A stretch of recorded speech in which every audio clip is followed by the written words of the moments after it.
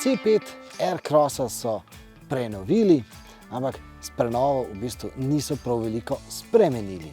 In prav je tako.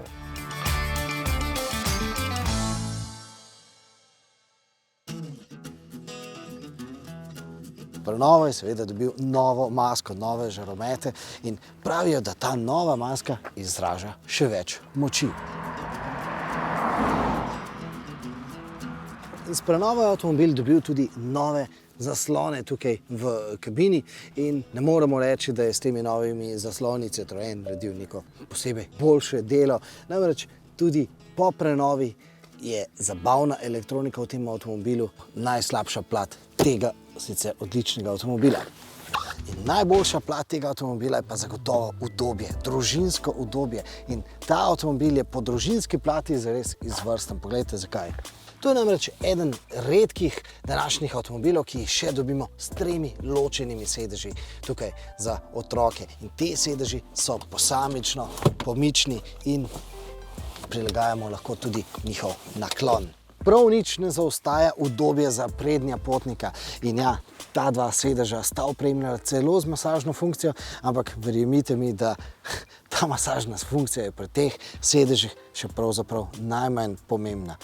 Ti sedeži so seveda eden ključnih elementov tipično Citroenovega udobja. Pri Citroenu vse skupaj imenujejo Citroen Advanced Comfort. Seveda posebnost teh posteljev pa je v tem, da imajo najprej zelo gosto sredico, zelo goste pene, potem pa čez to sredico, penasto sredico, namestijo še dodaten 1,5 cm zelo mehke pene. In seveda ta dodaten sloj te mehke pene naredi tisto pravo Citroenovo piko na i. Ampak eno je narediti povsem mehak avtomobil, Citroenova ekspertiza pa se kaže v tem, da ta mehak avtomobil v ovinkih deluje čvrsto, zanesljivo, suvereno. Pravzaprav med vožnjo kar ne čutiš tistega hendikepa višjih SUV-ovskih avtomobilov, ki so nekako odvračali tiste ljubitelje Citroenov, ki so potem dosegli, da je Citroen naredil poleg tega avtomobila še Citroen C5X.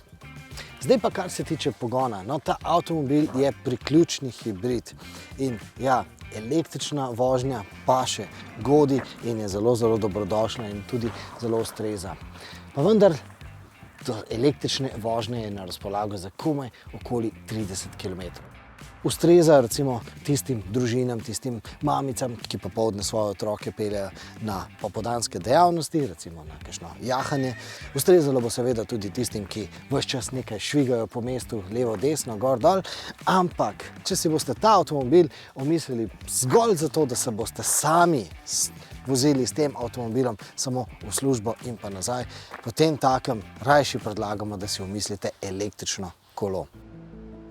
Povrhu tega, za udobno rabo tega avtomobila nujno potrebujete recimo domačo polnilnico ali pa vsaj stalno priročen električni kabel, da lahko ta avtomobil redno polnite.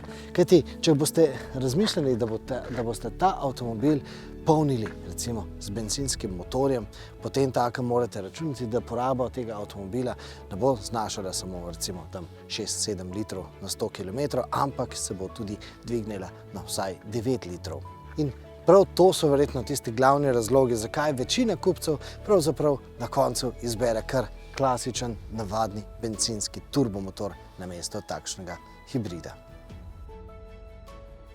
Seveda zdaj, ko ima Citroen na vrhu svoje ponudbe dva taka velika udobneža, ima pravzaprav dva tipa Citroena C5. Ta C5 Aircross je prevzel vlogo tistega glavnega družinskega avtomobila, C5X pa je tisti poslovni potovalnik.